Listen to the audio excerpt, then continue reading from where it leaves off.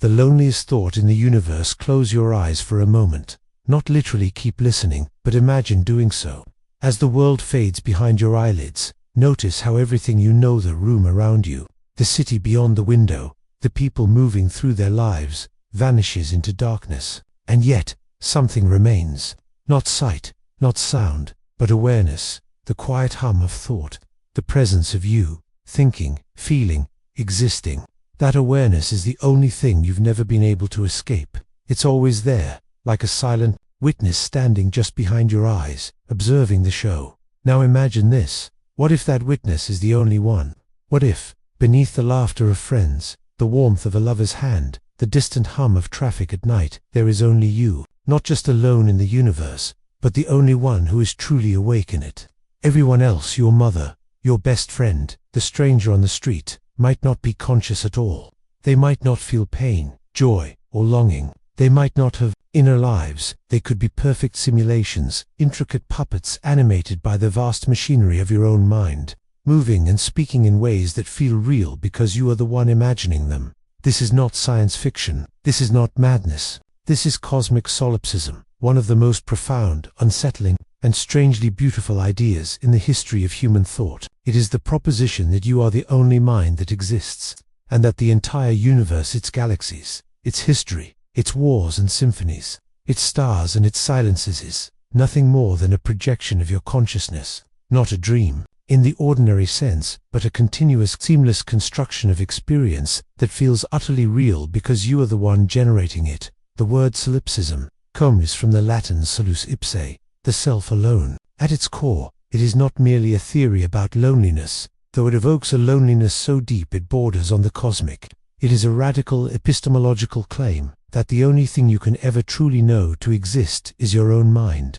Everything else, the chair beneath you, the sky above, the person you kissed yesterday, must be inferred. You do not experience them directly. You experience only the sensations they produce in you, the pressure on your skin, the light hitting your retina, the sound waves vibrating your eardrum. All of it is filtered through the lens of your awareness. And so, the question arises, what if the lens is the only thing that's real? Consider this. When you dream, entire worlds unfold. Cities rise and fall. People speak to you, love you, betray you. And yet, upon waking, you realize it was all generated by a single brain, by you. There were no other minds in that dream, only versions of yourself playing different roles. Now ask, how do you know you're not still dreaming? How do you know this moment, this breath, this voice in your ears, this screen before you isn't just another layer of the same dream, more vivid, more consistent, but no less constructed? Philosophers have wrestled with this for centuries. It is not a belief most people live by. How could they? To function in the world, we must assume others are real, that the ground will hold us, that the sun will rise. But solipsism does not ask you to live as if it's true. It only asks you to consider that it could be, and that possibility, once opened, is nearly impossible to close. What makes cosmic solipsism so haunting is not just its loneliness, but its logical coherence. Unlike most absurd or terrifying ideas, it cannot be disproven. Any attempt to refute it only reinforces it. Suppose someone says, "Look at me, I'm real. I can think, I can feel." But you only know this because you heard the words, you interpreted the expression, you felt the emotional response. The evidence is processed entirely within your mind. Even scientific instruments, brain scans, behavioral tests, philosophical arguments are just more data arriving through your senses. There is no exit ramp from your own consciousness. And yet, the world feels so shared, so solid, so independent of you. You stub your toe on a table that doesn't care about your pain. Rain falls whether you want it or not. People disagree with you, surprise you, hurt you. Doesn't that prove they're real? Perhaps your mind is so vast, so complex, that it can simulate independence. Maybe the table doesn't care because you don't want it to. Maybe the rain falls because you need to feel small. Maybe people contradict you because your consciousness is exploring conflict, duality, resistance, necessary ingredients for a convincing reality. Think of it like a novel. A skilled author can create characters so lifelike they seem to have minds of their own. They surprise the writer. They make choices the author didn't plan. And yet, every word, every thought, every tear, they all come from the same source. In the same way, your mind might be writing a story so intricate, so immersive, that even the author forgets they are the author. Now, take a slow breath. Let that idea settle. Pause. 10 seconds of ambient sound, soft, low-frequency hum, like distant stars breathing. Visuals. Slow drift through a nebula. Colors shifting like thoughts. What if your first memory wasn't the beginning of your life, but the beginning of the universe? What if time itself started with your first moment of awareness? And what if, when you die, not only will you cease to exist, but everything will, not with a bang, but with a sigh, as the dreamer finally wakes, or stops dreaming. This is not meant to frighten you. It's meant to quiet you, to strip away the noise of certainty and leave you in the presence of mystery. Because solipsism, for all its isolation, is also strangely intimate. If the universe is a projection of your mind, then you are not insignificant. You are not a speck in the void. You are the void. You are the canvas and the painter, the observer and the observed, the question and the silence that follows. Some spiritual traditions whisper something similar. In Advaita Vedanta, the ancient Hindu philosophy, the world is my illusion and the only truth is Brahman, the infinite consciousness. The individual self, the Atman, is not separate from it. You are not a drop in the ocean. You are the ocean pretending to be a drop. In this view, solipsism isn't wrong, it's just incomplete. It's not that you are the only mind. It's that there is only mind, and you are its expression. But even if you reject that, even if you believe in a material world governed by physics and chance, the door remains cracked. There is no experiment, no observation, no logical argument that can slam it shut. Science assumes an external world, but it cannot prove one. It operates within the framework of shared experience, but what if that framework is generated by a single point of awareness? And here's the most unsettling part. If solipsism is true, then morality collapses. Empathy becomes a performance, compassion, a reflex, the suffering of others, a shadow play in your mind. You cannot hurt them, because they are not real, and yet to still feel compassion. You still weep at tragedies, rejoice at beauty, ache for justice. Why would your mind invent such depth, such emotional complexity, unless it were pointing towards something true? Or perhaps the answer is even stranger. Your mind invents suffering because it knows what it's like to suffer. It creates others, in your image, not to deceive you, but to understand itself. This is where solipsism begins to blur into something almost sacred. It is not a doctrine of nihilism, but of radical responsibility. If you are the only consciousness, then every act of kindness, every moment of cruelty, every star in the sky is yours. There is no one else to blame, no one else to thank. You are the universe experiencing itself, in all its glory and horror, and, perhaps, in that realization, there is peace, not the peace of certainty, but the peace of surrender, the peace of knowing that whether the world is real or not, whether others are conscious or not, this moment, this breath, this thought, this quiet listening, is real to you, and that is enough. Now, as we prepare to journey deeper into the minds of philosophers who try to escape this idea, into quantum mysteries and the nature of time, remember this. You do not need to believe in cosmic solipsism for it to change you. You only need to consider it, to let it linger in the silence, between thoughts, to feel its weight, its strangeness, its quiet beauty, because the loneliest thought in the universe might not be a curse, it might be the first whisper of something infinite. Transition music, begin soft, slow, like a lullaby for the cosmos. 2. Understand how we arrived at such a radical idea. Let's travel back to the foundations of certainty, where one man dismantled reality to find a single, unshakable truth. Descartes, demon and the birth of doubt, long before we spoke of simulated realities, quantum observers, or artificial intelligence. One man sat alone in a quiet room in 17th century Europe and decided to doubt everything, not out of despair, not out of madness, but out of a desperate longing for truth. His name was René Descartes, a mathematician, a scientist, and a philosopher who believed that if human knowledge was to be trustworthy, it had to be built on an unshakable foundation. And so, he resolved to tear down the entire structure of his beliefs, not violently, but with the precision of a surgeon, until he found something that could not be doubted. What emerged from that intellectual demolition was not only the cornerstone of modern philosophy, but also the quiet origin of cosmic solipsism. The idea that the only certainty in the universe is the existence of the self. Descartes began with a radical hypothesis. What if everything I perceive is a lie? What if my senses, which I have always trusted, are systematically deceiving me? What if the warmth of the fire, the taste of bread, the voice of a friend, what if none of it is real? He didn't believe this was likely, but he asked whether it was possible.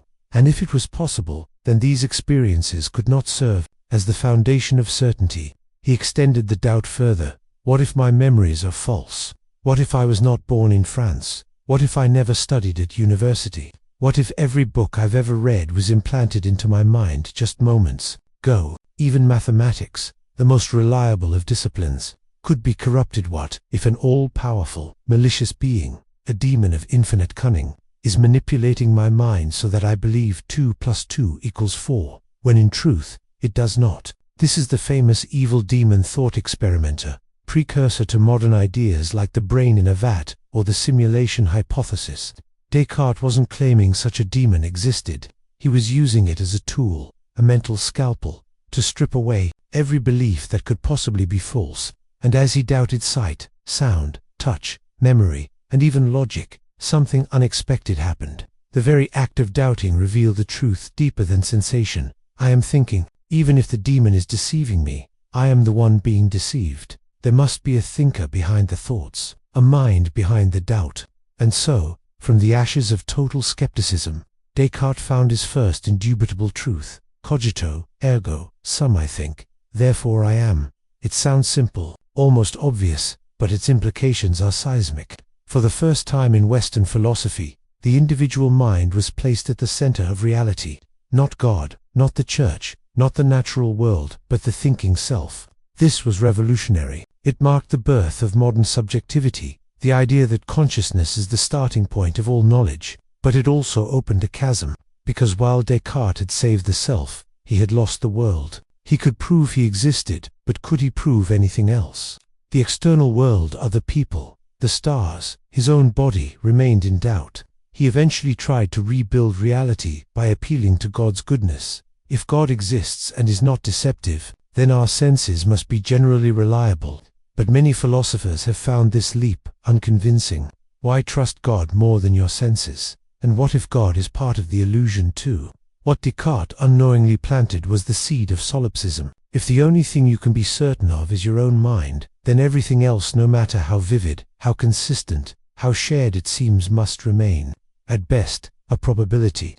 The world may be real, other minds may exist, but you cannot know this with the same certainty as you know your own thoughts. And so, the self becomes an island, floating in a sea of uncertainty, surrounded by shadows that may or may not be alive. Imagine standing at the edge of a vast forest at night. You hear rustling, see movement, hear voices calling your name, but you cannot step into the forest. You cannot touch, verify, confirm. All you know is that you are standing there, aware, listening. The forest might be full of people, or it might be wind and echoes. You cannot prove either way. That is the human condition after Descartes. We are all standing at the edge, aware of ourselves, uncertain of everything else. And yet, there is something deeply comforting in this isolation. In a world of noise and distraction, of endless opinions and conflicting truths, Descartes offers a sanctuary, the quiet certainty of your own awareness. No one can take that from you. No force, no deception, not even the most cunning demon, can make you stop existing as a thinking being. Even in madness, even in dreams, even in the depths of despair, you are there.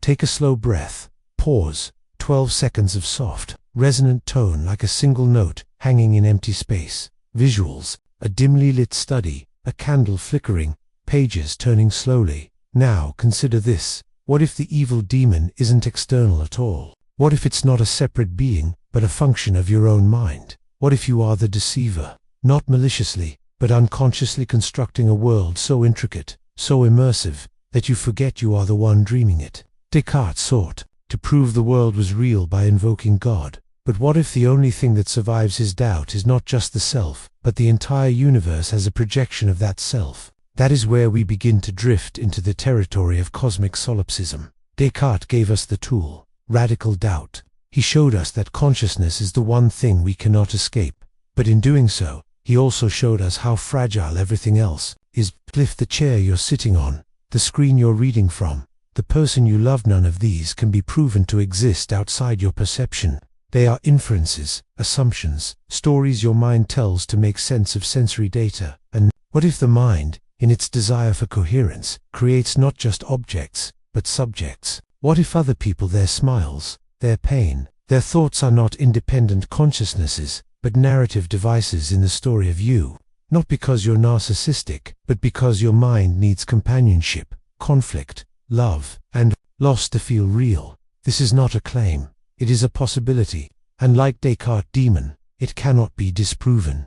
Any evidence you bring forth, but they speak to me. They write books. They have brain activity. Still arrives through your senses, through your consciousness. There is no outside observer, no neutral ground, just you, and the world as it appears to you. And yet, the world resists. It does not always obey. You stub your toe. You lose people you love. You grow old. If it were all a dream, why is it so often painful? Why does it feel so independent of your will? Perhaps, as some have suggested, the resistance is necessary. A dream that never challenged you would not feel real. The universe must push back, must surprise you, must hurt you so that the illusion holds. Descartes, in his quest for certainty, did not intend to birth solipsism. He wanted to rebuild knowledge on solid ground, but in proving the self, he made everything else negotiable. He placed the mind at the center of existence, and in doing so, opened the door to the loneliest idea in philosophy. Now, as we move forward, we face a new question. If the only thing I can truly know is my own mind, how can I ever know that you are conscious? How can I know that the person reading these words, assuming you are reading them, is not just a complex reflection of my own thoughts? This leads us into one of the most haunting puzzles in philosophy, the problem of other minds. A mystery, not of science, but of experience, not of data, but of silence. Transition music begins gentle, descending notes, like thoughts dissolving into stillness. But if the self is all we can know, what happens when we try to prove others have minds at all? Enter one of philosophy's deepest rabbit holes. The problem of other minds. There is a moment, quiet and unremarkable, that most of us have experienced. You're sitting across from someone you love, perhaps a partner, a parent, a close friend, and they smile at you. It's a genuine smile, one that reaches their eyes, crinkling the corners, lighting up their face. They say something kind, something tender, and in that instant, you feel seen, understood, connected. And yet, beneath that warmth, if you listen closely, there is a whisper, a question so subtle it rarely surfaces into full awareness. How do I know you're really feeling this? How do I know there's someone home inside your eyes? This is the heart of the problem of other minds, one of the most persistent, unsettling, and strangely invisible dilemmas in philosophy. It is not a question of psychology or neuroscience, though both disciplines touch it. It is a metaphysical puzzle. How can I know that any other being has a subjective experience the way I do? I know, with absolute certainty, that I feel pain when I burn my hand. I know the taste of coffee, the ache of longing, the dizzy joy of music. But when I see someone else wince, when they tell me they're sad, when they weep at a funeral, I do not experience their sadness. I see its effects, I hear its sounds, I interpret its signs, but I never enter their mind. We assume others are conscious. We live as if they are. We build societies, laws, art, and love on that assumption. But assumption is not knowledge. And the deeper you look, the more you realize there is no way to verify another's inner life. No instrument can measure qualu, the raw, subjective texture of experience. A brain scan can show neural activity in the amygdala when someone sees a frightening image, but it cannot tell us what fear feels like for them. It cannot confirm that there is an eye on the other side of those eyes, looking out at the world, wondering the same thing about you. This is where the idea of the philosophical zombie emerges, not as a creature of horror films, but as a thought experiment designed to expose the gap in our understanding. Imagine a being that is physically and behaviorally identical to a human. They speak, they laugh, they write poetry, they argue about ethics, they even claim to be conscious. But internally there is nothing, no inner world, no light behind the eyes, no what it's like to be them. They're a perfect automaton, responding to stimuli with flawless mimicry, but devoid of experience. Now, ask yourself, Could such a being exist? And if so, how would you ever know the difference? You might say, but their brain is the same as mine. Yet, even if their neural patterns match yours exactly, that only tells you about structure and function, not subjectivity. Consciousness does not emit a signal we can detect from the outside. It is private, first person, and fundamentally inaccessible. To others, this is what makes the problem so intractable. We are all trapped in our own mental solipsism, peering out through the narrow window of our senses, interpreting the world through behavior, tone, gesture, never direct access. And yet, we do believe in others' minds. We empathize. We feel guilt when we hurt someone, joy when they succeed. We build relationships on the assumption of shared feeling. This belief, philosophers say, is based on analogical inference. I know I am conscious, and since other people behave like me, look like me, and tell me they are conscious, I conclude they must be too. It's a reasonable assumption, but it's still an assumption. It relies on the idea that similarity of form implies similarity of inner experience. But what if it doesn't? What if consciousness is rarer than we think, or stranger, or what if it's not even located in brains at all? Consider this. Every time you've ever had a conversation, every argument, every whispered secret, every declaration of love, it has only ever existed on your side of reality. The other person's experience of that moment is, and always will be, forever hidden from you.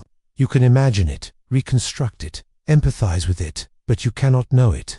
Their pain, their joy, their thoughts about you, these are locked away in a realm you cannot enter. And the same is true for them. You are, in a very real sense, alone in your experience, even in the most intimate embrace. Take a breath.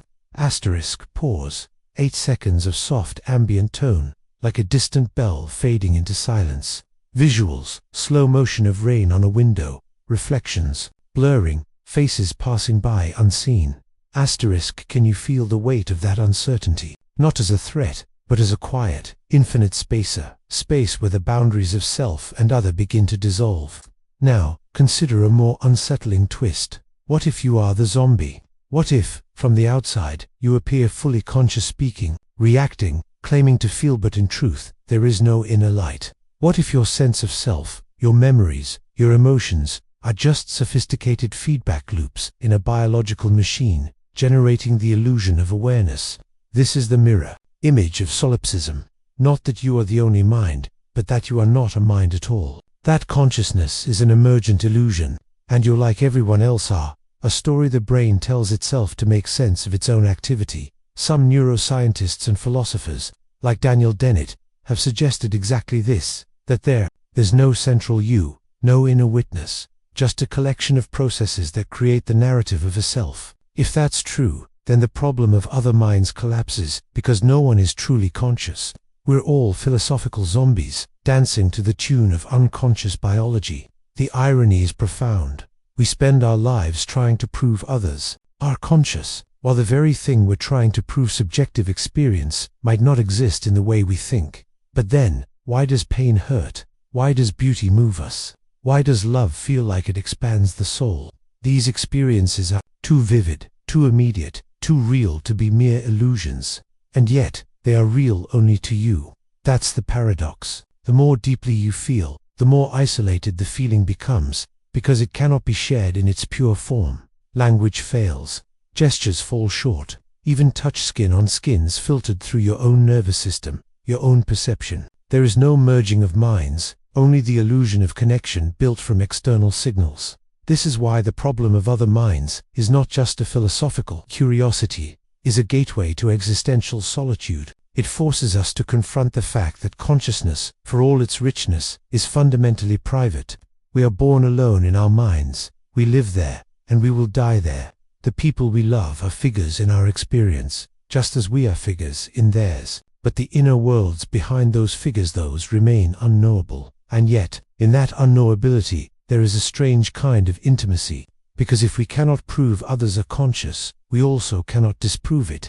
The silence behind their eyes might not be empty. It might be full of a universe as deep and complex as your own.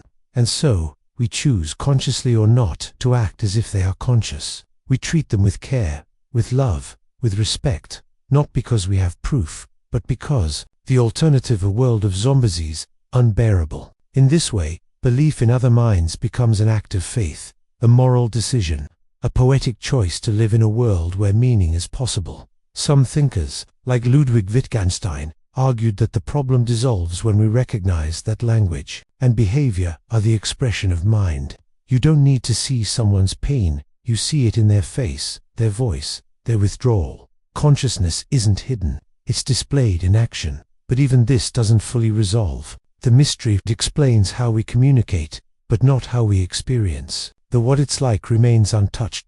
Now, imagine a world where consciousness is not distributed across billions of brains, but concentrated in a single point. What if all minds, yours, mine, everyone's, are not separate, but facets of one universal awareness? This is not solipsism in the selfish sense, but a mystical inversion of it. You are not alone because you are everything. The pain of others is not simulated, it is your pain, experienced from a different angle. The smile across the table is not a puppet, but a reflection of the same light that shines in you. This leads us to a disturbing yet beautiful possibility. Perhaps the problem of other minds is not a flaw in reality, but a feature, a necessary condition for individuality, for love, for growth. If we could directly experience each other's minds, there would be no mystery, no surprise, no need for empathy. We would simply know. But the gap, the silence between souls, is where compassion is born, where art is created, where the self is forged in relation to the other. And so, we return to the quiet moment, the smile across the table. You still don't know what's behind it. You never will.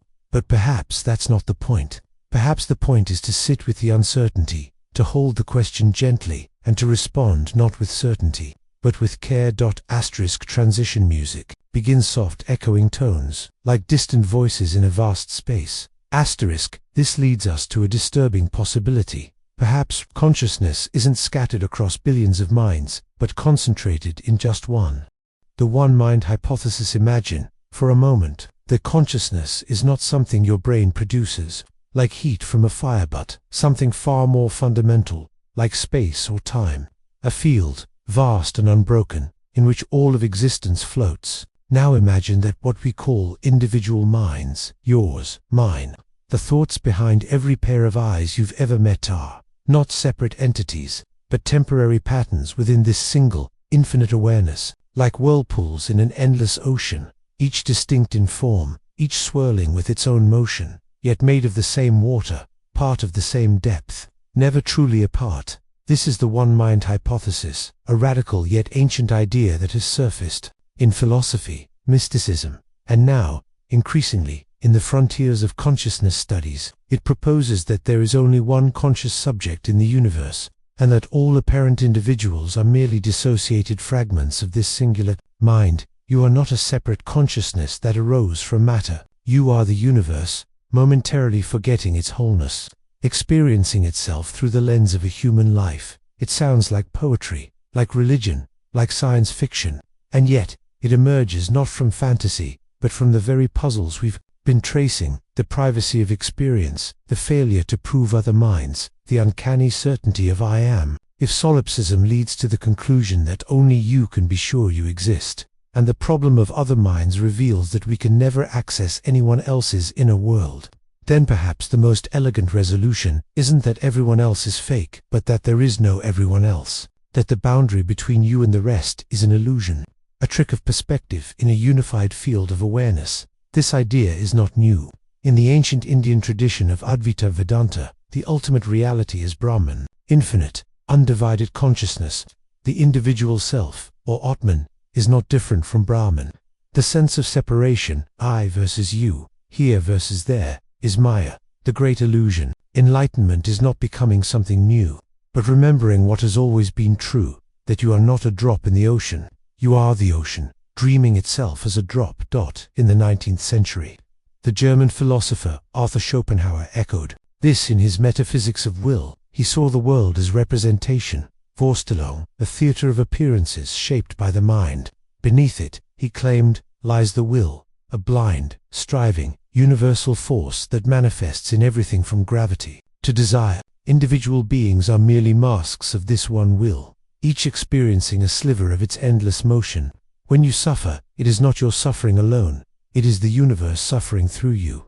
More recently, Contemporary thinkers like Bernardo, Kastrup, have revived this idea through analytic philosophy and critiques of materialism. Kastrup's analytic idealism argues that consciousness is fundamental, and that what we perceive as separate minds are dissociated alters of a universal consciousness, much like a person with multiple personality disorder hosts distinct identities within one brain. Under this model, death is not annihilation, but the reintegration of a dissociated module back into the whole. And solipsism, it's not that only you are conscious, it's that there is only one who is conscious, and you are currently experiencing reality from your particular vantage point within it. Now, let that settle. Pause. 12 seconds of deep, resonant tone like a gong fading into silence. Visuals, slow drift through a star field, galaxies merging, light folding into itself. What if every face you've ever seen is a reflection of your own awareness? Not in a narcissistic sense, but in the way a single mirror can reflect many angles of the same room. The beggar on the street, the child laughing, the soldier pulling a trigger, the lover whispering in the dark, each is a mode of the same consciousness, exploring the full spectrum of experience. Joy, sorrow, creation, destructional, its emotions, its choices, its journey. That reframes everything. Empathy is no longer an act of imagination, but a recognition of identity. When you comfort someone in pain, you are not reaching across a void, you are the whole responding to its own suffering. When you commit cruelty, you are not harming an other, you are the universe, fracturing itself, inflicting wounds that reverberate through the entire field of awareness. There is no escape, no true separation. Every act echoes in the one mind, and yet, this is not a call to guilt, but to awe. If you are the universe experiencing itself, then every moment of your life, mundane or magnificent, is sacred. The taste of an apple, the sound of wind in trees, the ache of loneliness, these are not random neural firings. They are the cosmos, tasting, hearing, feeling its own existence. You are not insignificant. You are not accidental. You are the universe becoming aware of itself, one human lifetime at a time. Some find this idea comforting. It dissolves loneliness. It erases the terror of death. If consciousness is fundamental and singular, then when your body dies, the content of your life, the memories, the emotions, the unique perspective may dissolve. But the subject, the I that experienced it, was never truly yours to begin with. It was always part of the whole. Like a whirlpool vanishing into the sea, the water remains. Daughters find it terrifying. If you are the universe, then you are responsible for everything. The Holocaust, the extinction of species, the child starving in a war zone. If there is only one mind, then you allowed these things to happen, not because you willed them, but because they occurred within the field of your awareness.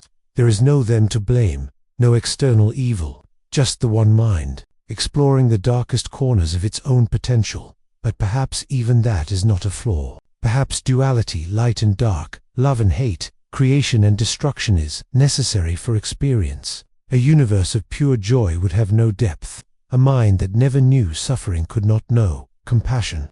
The one mind may be playing out an infinite drama, dividing itself into countless roles so it can feel the fullness of existence. You are not just the hero, you are also the villain, the victim, the bystander, the silence between stars, and in that realization, the self begins to soften.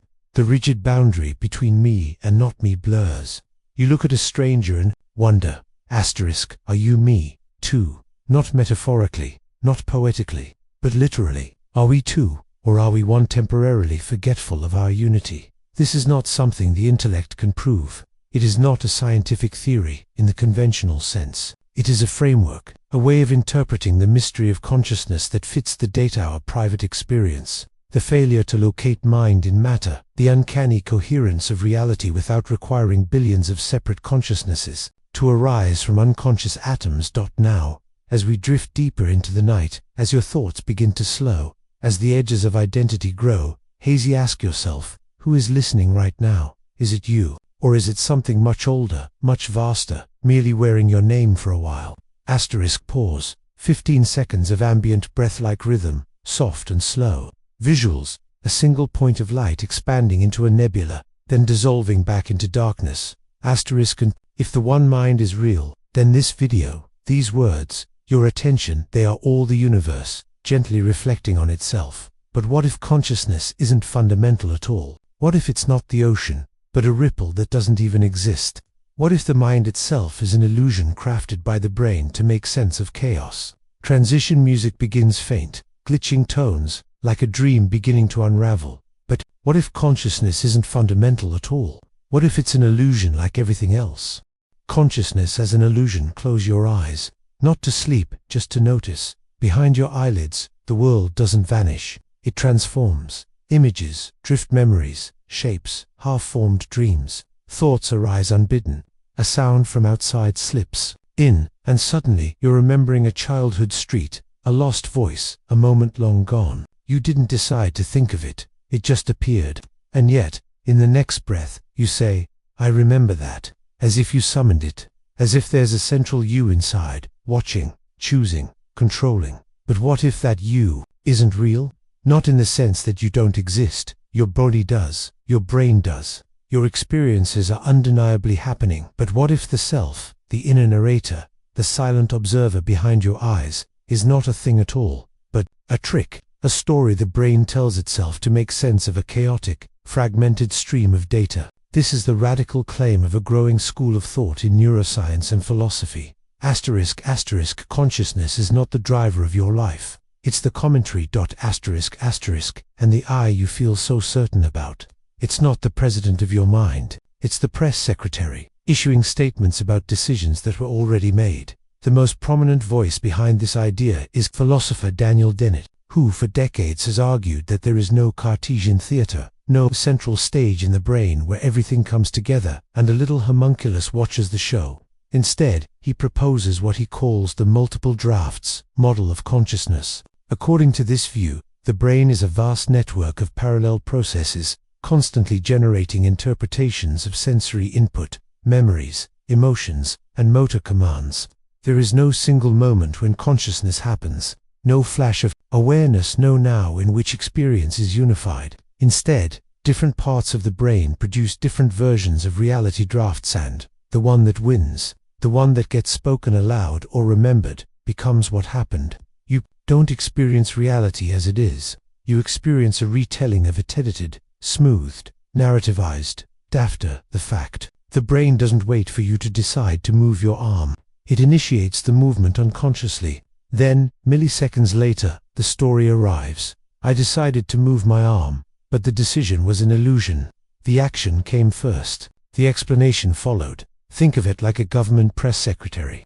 The president's unconscious brain makes a decision in a closed room. The press secretary, the conscious I, doesn't know why, doesn't control it, but must explain it to the public, your sense of self. So they craft a coherent narrative. The decision was made for strategic reasons. But that's not how it happened. It was instinct, bias, pressure, unknown variables. The story is just a cover-up for chaos. And so it is with your mind. You fall in love not because you chose to, but because chemicals, memories, patterns, and social cues aligned in your brain. Then, the story comes. I love her because she's kind, because she understands me. But that's not the cause. That's the justification. You get angry not because you decided to, but because a threat was detected. Cortisol surged, muscles tensed. Then the story. I'm angry because he disrespected me. Again, not the origin, just the explanation. This is what it means to say consciousness is an illusion, not that experience isn't real, but that the self experiencing it is a construct. There is no central controller, no unified identity, just a collection of competing processes, narrated after the fact by a part of the brain desperate for coherence. The I is not the author, it's the editor. Now, let that sink in. Pause. 10 seconds of deep resonance, low slow oscillations, like the hum of a sleeping planet. Visuals. Neural pathways flickering like distant constellations. Synapses firing in slow motion. Fading stars. Silence. What if the voice in your head, the one that says, I'm tired, I want this, I remember that, is not you, but a character in a story your brain is writing in real time? A protagonist invented to make the plot feel intentional? If so, then the entire foundation of solipsism begins to dissolve, because solipsism depends on a self that is certain of its own existence. Descartes, I think, therefore I am, only holds if there is an I doing the thinking. But what if there is no thinker, only thinking? No one is home, not in the way we imagine. There's activity, there's sensation, there's memory, but no inner citadel, no soul, no watcher, just a cascade of biological processes self-organizing into the illusion of a continuous self. The loneliness of solipsism, the horror of being the only mind, not because other minds are real, but because your mind, as you know it, isn't either. You're not alone in the universe. You're not even in it as a separate subject. You're a pattern, a loop, a temporary, not in the fabric of cause and effect. And yet why does it feel so real? Why does pain tear through you with such immediacy? Why does love make your chest ache as if your heart might burst? Why does fear freeze your breath, tighten your muscles, flood your veins with fire? If it's all just a story, why does the story hurt so much? That's the paradox. The illusion is not shallow. It is deeply convincing. Evolution didn't give us consciousness to tell the truth. It gave us a narrative self to survive. A brain that says I must escape danger is more likely to act than one that just fires neurons in response to threat. A brain that believes I love this person is more likely to protect them, to form bonds, to pass on genes. The illusion of self isn't a bug, it's a feature, a survival mechanism so effective that it feels like the most fundamental truth in existence. But effectiveness doesn't equal truth. Consider dreams. In a dream, you can be someone else, you can fly, you can die and wake up unharmed. And while you're in it, it feels real. Not kind of real. Absolutely real. Only upon waking do you realize none of it was true. The emotions were real. The sensations were real. But the world, the self, the story fabricated. Could waking life be the same? A more stable, consistent dream, sustained by a brain that never lets you wake up? Some neuroscientists believe so. Brain imaging shows that decisions are made up to 10 seconds before we become consciously aware of them. The choice to act arrives in consciousness only after the body has already begun to move. Free will, in this view, is retrospective. We don't choose. We believe we chose. And what of memory? You think you remember your childhood, but every time you recall a moment, your brain reconstructs it, filling in gaps, altering details, reshaping the narrative. There is no video file in your mind. There is only a story, rewritten each time you tell it. Over decades, the story drifts further from the event until the memory is more fiction than fact.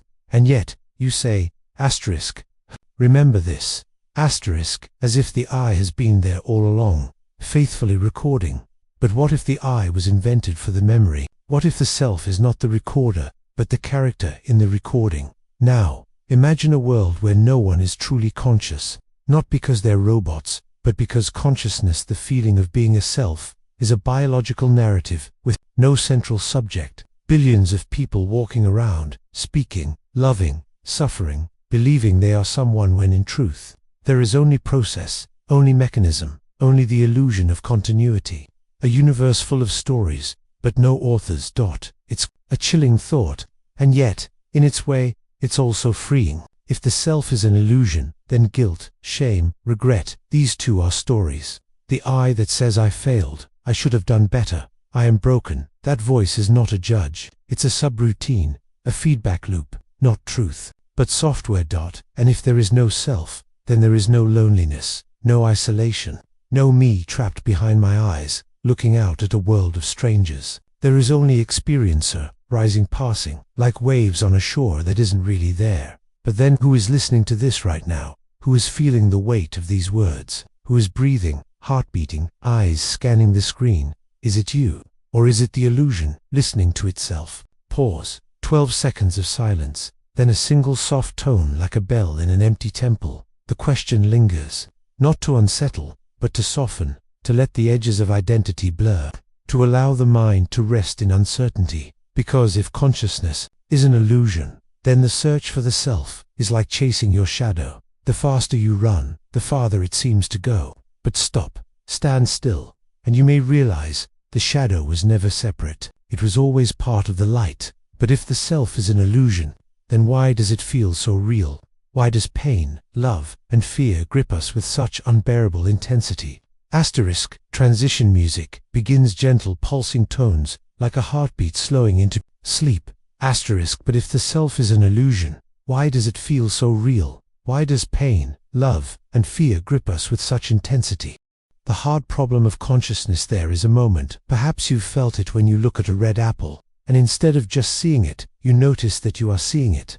Not the shape, not the reflection of light, but the redness, that deep, warm, unmistakable quality of the color as it floods your awareness. It's not just a wavelength of 650 nanometers, it's an experience, a sensation, a feeling that no diagram, no equation, no brain scan can ever fully capture. And in that quiet instant, a question rises, soft but unshakable. Why does this feel like anything at all? This is the heart of what philosopher David Chalmers famously called the hard problem of consciousness, a phrase that in its calm simplicity conceals one of the deepest mysteries in all of human inquiry. The easy problems of neuroscience, how the brain processes information, how it detects edges, how it stores memories, how it coordinates movements. These are difficult in their complexity, but they are solvable in principle. We can trace the pathways, model the circuits, simulate the functions. But the hard problem is different. It asks not how the brain works, but why any of it is accompanied by subjective experience. Why isn't it all just unconscious computation? Why do we feel the red, the pain, the joy instead of merely reacting to them like a machine? Imagine a future scientist who knows everything about the human brain. They can map every neuron, simulate every synaptic firing, predict every behavioral response. They can build an artificial system that sees color, avoids danger, expresses emotion, even claims to be conscious. But here's the question: does that system experience anything? Does it feel the warmth of sunlight, or is it just processing data about infrared radiation? If we cannot answer that, if we cannot explain why physical processes give rise to inner life, then we haven't solved the hard problem. We've only described the machinery. The mystery remains. Why is there a light on inside? Science has made astonishing progress in correlating brain activity with experience. We know that when you see red, a particular network in the visual cortex activates. When you feel pain, the anterior cingulate cortex lights up. But these are correlations, not explanations. They tell us where and when, but not how or why. No matter how detailed the scan, no matter how precise the model, we still cannot bridge the gap between objective matter and subjective feeling. This gap is not a small hole in our knowledge. It may be a chasm between two fundamentally different kinds of reality, the world of atoms and forces, and the world of experience. And this is where the hard problem begins to unravel our assumptions about the universe. For centuries, science has operated under physicalism, the belief that everything that exists is ultimately physical, and that consciousness will one day be explained as an emergent property of complex brains. But the hard problem suggests that this may be impossible. No arrangement of matter, no matter how intricate, seems capable of producing what it is like to be something. You can describe every particle in a rose, every chemical reaction in a nose, every neural signal in a brain, but you still haven't explained the smell of the rose. The scent exists only in the realm of experience. Remove the and it vanishes. This has led some thinkers to propose a radical alternative. Consciousness is not produced by the brain. It is fundamental. Like space, time, or gravity. It may be a basic feature of reality, woven into the fabric of the cosmos.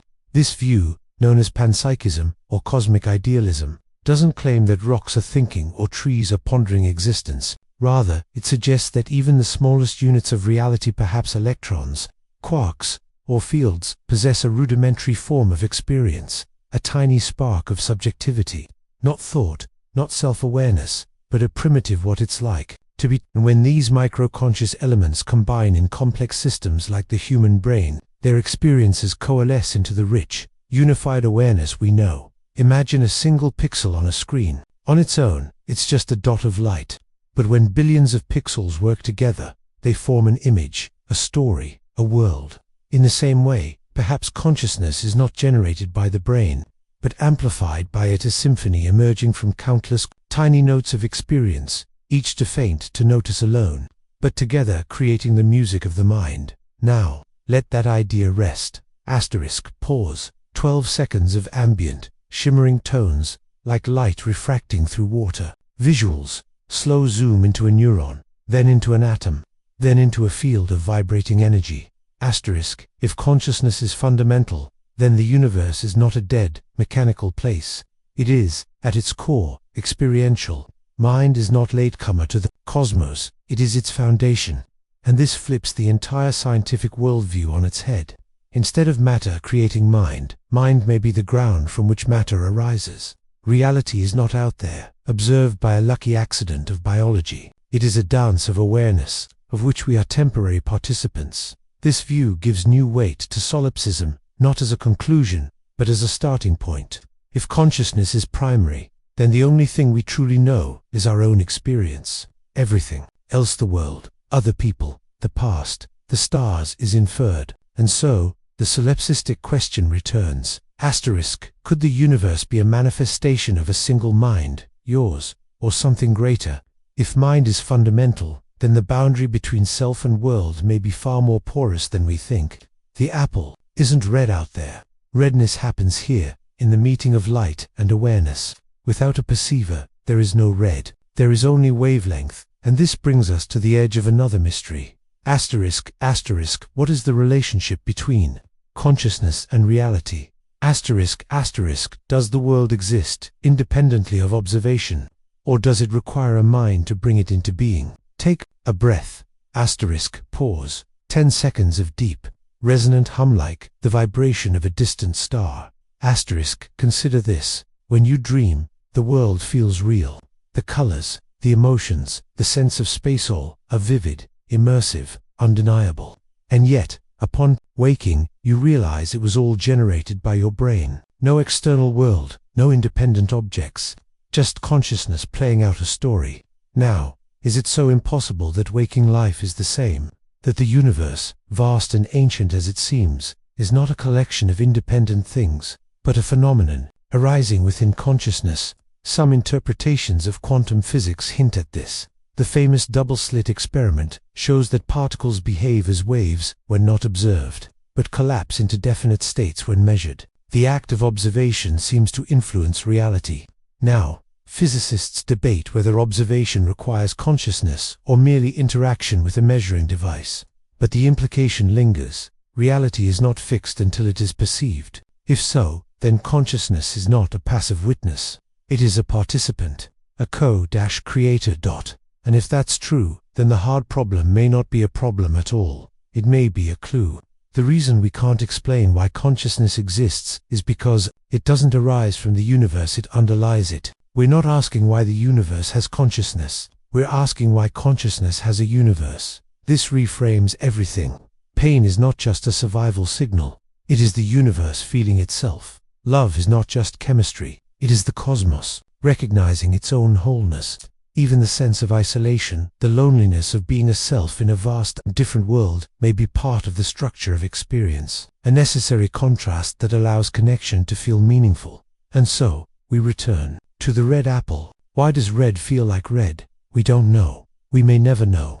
But perhaps the question itself is the answer. The fact that we can ask it, that there is someone here to wonder, to feel, to be moved by the color, suggests that consciousness is not an accident. It is the lens through which the universe becomes aware of its own beauty. Asterisk, transition music, begin soft, ascending tones, like light rising through deep water.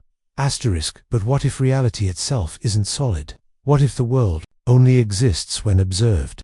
Quantum observers and the collapsing world. There is a place in physics where certainty dissolves, where logic stumbles, and where the very nature of reality seems to flicker like a candle in the dark. It is not the edge of a black hole, nor the first instant of the Big Bang, but something far more intimate, the behavior of a single particle when no one is looking. In the strange, counterintuitive realm of quantum mechanics, particles do not behave like tiny billiard balls. They do not have fixed positions or definite states. Instead, they exist in a haze of possibility, a superposition, where they can be in multiple places at once, spinning in opposite directions simultaneously, or moving along many paths at the same time. They are not here or there. They are here and there, in a ghostly blend of potentialities, until someone looks, and then, in an instant, the fog clears. The particle chooses a state. It settles into a position, a direction, a reality. This is the infamous collapse of the wave function, the moment when possibility becomes actuality. But here lies one of the deepest mysteries in science. What causes the collapse? What turns the might be into the is? And more unsettling still, does this process require a conscious observer? This is not science fiction. It is the heart of the Copenhagen interpretation, the most widely taught framework for understanding quantum mechanics. Developed by Niels Bohr and Werner Heisenberg in the early 20th century, it suggests that a quantum system remains in superposition until it is measured. But measured by what? A camera? A Geiger counter? Or must there be a mind to register? The result, the equations don't specify. They only describe probabilities. And so, the door opens to a radical idea. Perhaps consciousness itself is the trigger. Perhaps reality does not become real until it is perceived. The most famous thought experiment that pushes this idea to its limit is the double-slit experiment. When electrons or photons are fired one by one at a barrier with two slits, they don't behave like particles. They behave like waves, creating an interference pattern on the screen behind asterisk, as if each particle passed through both slits at once and interfered with itself asterisk. But if you place a detector at one of the slits to observe which path the particle takes, the interference pattern vanishes. The particle suddenly acts like a solid object, going through one slit or the other. The mere act of observation changes the outcome. The particle seems to know it is being watched on. That this could be explained by physical interaction, the detector disturbing the system. But the deeper question lingers. At what point does the system decide what to be? When the photon hits the detector? When the data is recorded? Or when a conscious being becomes aware of the result? Some physicists, like Eugene Wigner, took this seriously. In the 1960s, Wigner proposed a thought experiment, now known as Wigner's friend. Imagine a scientist in a sealed lab measures a quantum system. From the scientist's perspective, the wave function has collapsed. But from Wigner's perspective, outside the lab, the entire lab including the scientist is still in superposition. Only when Wigner opens the door and asks his friend what happened does the outcome become definite. In this view, consciousness is not just involved, it is essential. Reality remains unresolved until a mind observes it. Now, let that settle. Pause. 12 seconds of soft, shimmering tones like light, refracting through glass. Visuals, slow motion, animation of particles forming waves, then collapsing into points. What if the universe is not a fixed, objective structure, but a vast network of possibilities, waiting to be actualized? What if the stars, the earth, the chair you're sitting on, none of it is truly real in the classical sense, but exists as a cloud of probabilities, only solidifying when observed? And what if you are the one doing the observing? This is where quantum mechanics brushes against solipsism in the most uncanny way. If consciousness plays a role in collapsing the wave function, and if you are the only certain mind in existence, then you become the anchor of reality. The cosmos does not exist independently of you. It flickers into being only when you look. The moon is not there when no one sees it, not because it vanishes, but because its state remains indefinite, a blur of potential, until your awareness touches it. This idea is not as far-fetched as it sounds. The great physicist John Archibald Wheeler, who coined the term black hole, proposed a participatory universe. He suggested that we are not passive observers of a pre-existing cosmos, but active participants in its creation. In his famous delayed choice experiment, a decision made now about how to observe a photon can retroactively determine what that photon was doing billions of years ago. In other words, the present can shape the past. Reality is not a linear timeline. It is a web of correlations, and the act of observation weaves the threads into a coherent story. Wheeler summarized this with a haunting phrase, it from bit, the universe, it arises from information bit, and information, in this view, only exists when it is observed. There is no out there independent of the questions we ask. The universe only becomes concrete when we look, measure, wonder. Now, imagine this. When you wake up in the morning, the world doesn't simply resume where it left off. It reconstitutes itself. The trees outside your window, the birds in the sky, the thoughts in your mind, they were not fixed in place while you slept. They were in a state of quantum potential, a vast, silent hum of probabilities.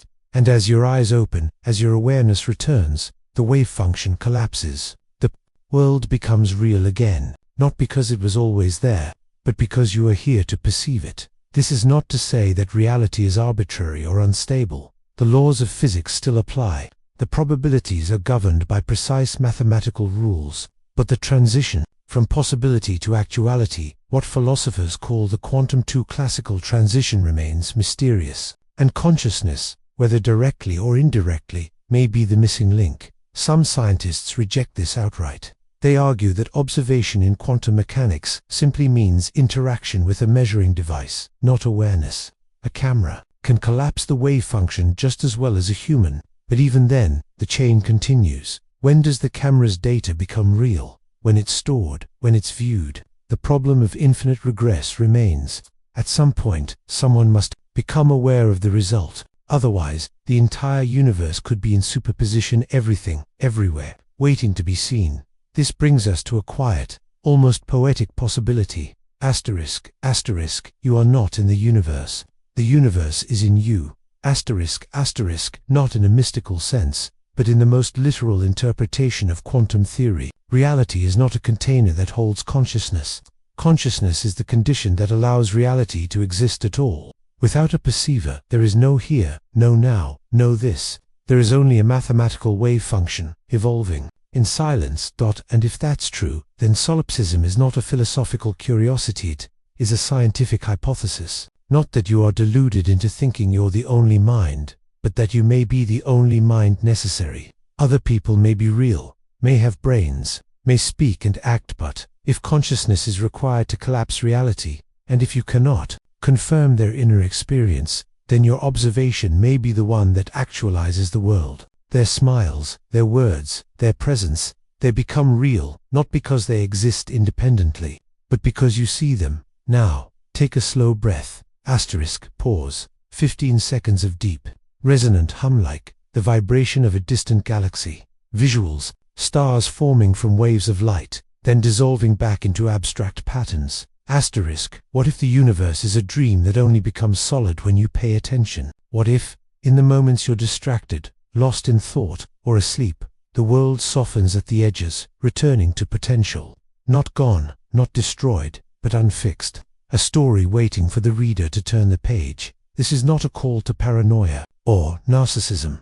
It is an invitation to wonder, to recognize that the boundary between observer and observed is not as solid as we assume, that the act of looking is not passive, but creative, that every time you focus your attention, you are not just receiving reality, you are participating in its unfolding. And in that participation, there is a kind of sacredness. You are not a tiny speck in a vast, indifferent cosmos. You are a node of awareness in a universe that may depend on you to be real, not because you control it, but because you complete it. The red apple is not red until you see it. The song is not music until you hear it. The silence is not silence until you notice it. And so, as you drift towards sleep, as your eyes grow heavy and your thoughts slow, ask yourself, what happens to the world when you stop watching? Does it pause? Does it wait? Or does it simply return to the infinite sea of possibility until the next time you open your eyes? Asterisk, transition music begins soft, fading tones, like a signal dissolving into static. Asterisk, but what if the universe goes into low power mode, waiting for your awareness to return? The universe, when you're not watching, close your eyes. Just for a moment, let the room fade. The screen disappears. The words vanish. The light behind your eyelids shifts into soft, shapeless color. And now ask, what happens out there, beyond your senses? Does the world continue, solid and unchanging, ticking along in perfect order, indifferent to your attention? Or does it soften, blur, retreat into a state of suspended animation, waiting for you to look again? This is not a childish question. It is one of the most persistent riddles in philosophy and physics.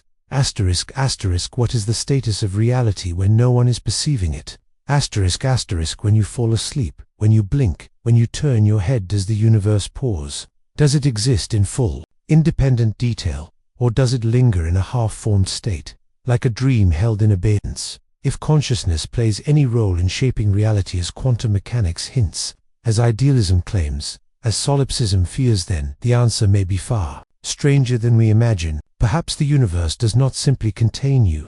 Perhaps in some quiet, essential way, it depends on you. Centuries ago, the Irish philosopher George Berkeley dared to propose what many called absurd.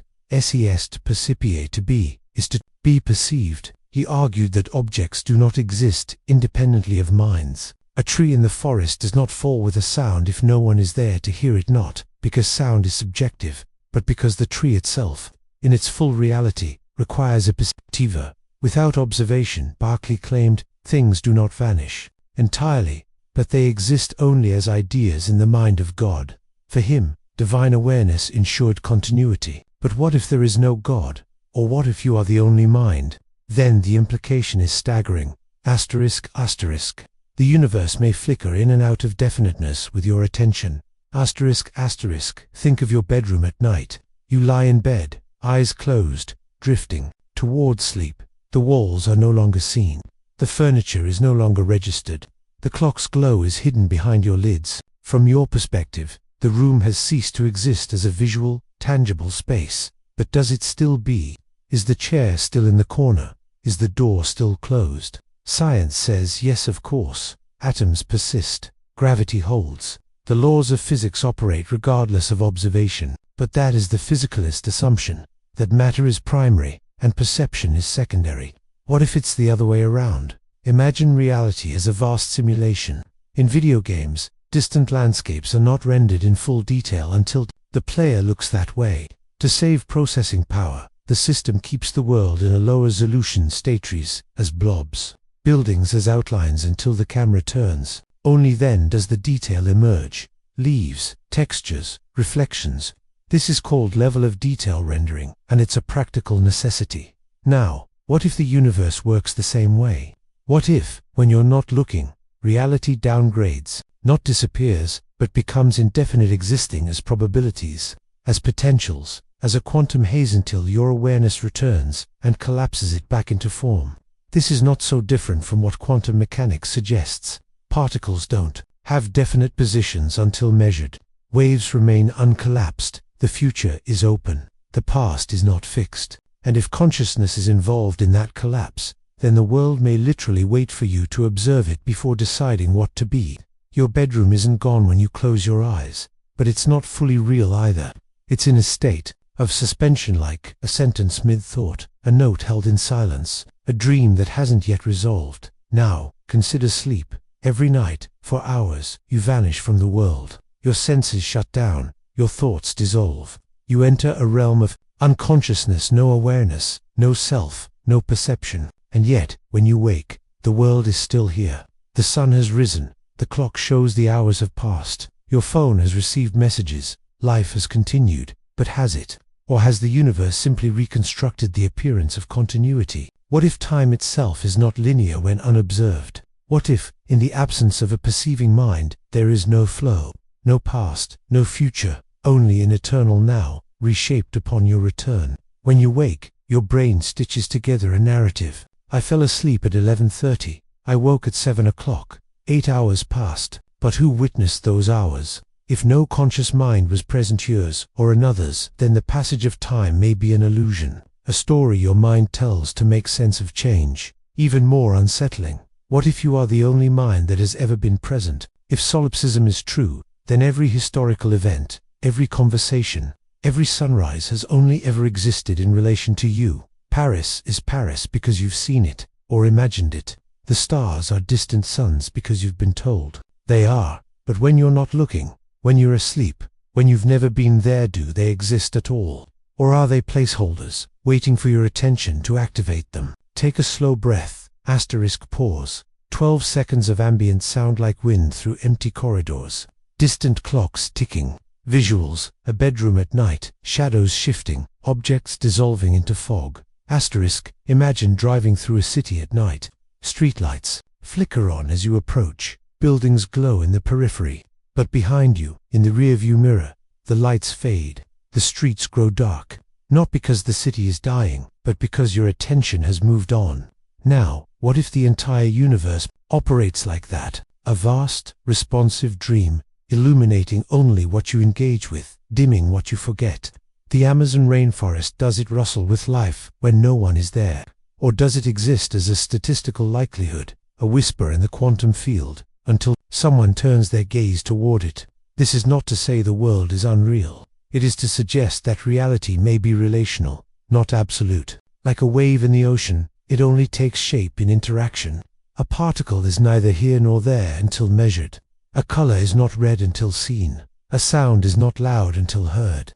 Without a perceiver, these qualities do not vanish, but they remain, unactualized, like music trapped in a silent score. And if that's true, then you are not just a passive inhabitant of the universe. You are a participant in its unfolding. Every time you look at the sky, you are not merely seeing stars. You are completing them. Every time you touch a surface, you are not just feeling texture. You are collapsing its state. You are not separate from reality. You are one pole of a relationship, observer and observed, mind and world, dreamer and dream. Now, consider the implications for solitude. If the universe depends on your awareness, then you are never truly alone. Not because others are with you, but because you are with everything. The silence of the night, the stillness of the moon, the breath of the wind, they are not indifferent. They are waiting. They exist in potential, like letters in an unread letter, until you turn your attention and bring them into being. But then why does the universe feel so vast, so ancient, so indifferent? If you are the center of existence, why does the cosmos stretch 93 billion light-years across? Why are there galaxies you will never see, species you will never know, moments in time that occurred long before you were born and will continue long after you're gone? If reality depends on you, why is it so big, so old, so cold? This is the paradox. The universe feels infinite, not to mock you, but to convince you. The scale, the depth, the apparent independence of things, they are necessary to make the illusion believable. If the world was small, if it responded obviously to your thoughts, if stars blinked when you wished, you would know it was a dream. But because it resists, because it follows laws, because it existed before you and will outlast you, you believe it is real. The indifference is part of the design. The vastness is the veil dot, and perhaps that veil is kind. It allows you to play the role of a character in a story too large to control. It gives you freedom, purpose, mystery. Without it, existence would feel claustrophobic, artificial. But with it, you can forget just enough that you might be the one who holds it all together. Now, as you lie in the dark, eyes closed, drifting toward sleep, let this thought linger. When you wake tomorrow, the world will be there. The sun will rise, the birds will sing, the clock will tick, but not because it was always real. Perhaps it will be real because you are there to see it. Asterisk transition music begins soft, echoing tones, like footsteps in an empty cathedral. Asterisk, but if you're the center of existence, why does the universe feel so vast, so indifferent? The indifference of the cosmos. Look up. On a clear night, far from city lights, the sky opens like a wound in the darker vast, star-strewn expanse that stretches beyond comprehension. Each point of light is a sun, many of them surrounded by planets, some perhaps bearing oceans, mountains, storms, and even life. The Milky Way arcs overhead, a river of ancient fire, one among trillions of galaxies drifting through an expanding void. The universe is 93 billion light-years across, though it began as a single point, just 13.8 billion years ago.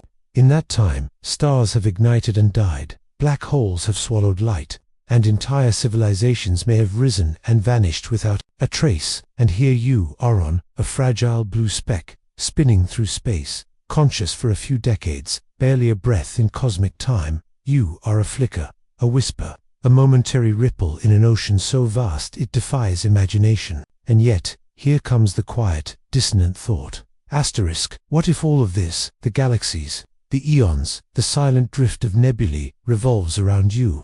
That every supernova, every comet's tail, every quantum fluctuation in the vacuum of space exists only because you are here to perceive it? That the universe, in all its grandeur, is not indifferent to you but utterly dependent on you?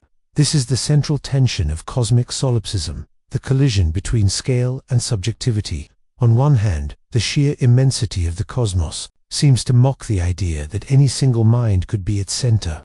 How could a being that lives less than a century, on a planet too small to be seen from even the nearest star, be the sole source of all reality? It feels absurd, arrogant, like claiming the entire ocean exists just to wet your foot. The universe appears to have been here long before you, and it will continue long after you're gone. It operates by laws that do not care whether you live or die, love or suffer, believe or disbelieve. It is, by every appearance, profoundly indifferent, and yet indifference may not be evidence against solipsism. It may be its most brilliant disguise, because if the universe were a projection of your mind, if everything outside your awareness were part of a seamless, self-consistent dream, then it would have to appear vast, ancient, and independent. Otherwise, you would know it was an illusion, a dream that only lasted as long as you were awake, that changed when you wished, that responded to your emotions. Such a world would feel flimsy, artificial. You would wake up to the truth immediately. But a dream that feels real must be convincing. It must be too big to control, too old to remember, too complex to predict. It must resist you, it must hurt you, it must outlast you. Only then will you believe it is separate from you. So perhaps the universe isn't indifferent because it's real. Perhaps it's indifferent because it's not. Imagine you are dreaming. In your dream, you walk through a city you've never seen before. It stretches in every direction, full of people, buildings, languages, histories. You ask someone how long the city has existed. Thousands of years. They say, you look up at the stars. They're millions of light years away. Someone else tells you. You find old books, ancient ruins, fossils in the rock. All of it points to a past far deeper than your own life. But none of it is real. It's all generated by your sleeping, mind-rich, detailed, self-consistent, because your brain knows that for a world to feel authentic, it must seem to have existed before you arrived. Waking life could be the same. The 13.8 billion year timeline of the universe, from the Big Bang to the formation of galaxies, to the slow dance of evolution on Earth, may not be history. It may be narrative, a backstory invented by your consciousness to give the present moment depth, meaning, and stability. The dinosaurs didn't live and die millions of years ago. Their bones weren't buried and fossilized over eons. Instead, the idea of them, along with radiometric dating, paleontological records, and your memory of learning about them in school, was generated now. To make the world feel continuous and real, the same goes for the galaxies. Why create billions of them, most of which you'll never see, if you're the only mind? Because you know they're out there. You've seen photographs from the Hubble telescope. You've read about redshift and dark matter. Your mind, in its effort to maintain a coherent reality, must account for that knowledge. So it constructs a universe vast enough to contain all the things you believe exist within, the ones you'll never experience. The illusion isn't just visual, it's intellectual, emotional. It must satisfy not just your senses, but your understanding. And so, the cosmos isn't inefficient, it's meticulous, it's not indifferent, it's perfectly calibrated. Even the coldness of space, the randomness of quantum events, the brutality of natural selection, these are not signs that you are insignificant. They are the tools of believability. Pain teaches you that the world is not yours to command. Death reminds you that you are not eternal. The silence of the stars tells you that you are not the center. All of it conspires to make you forget that. You might be the source. Take a slow breath.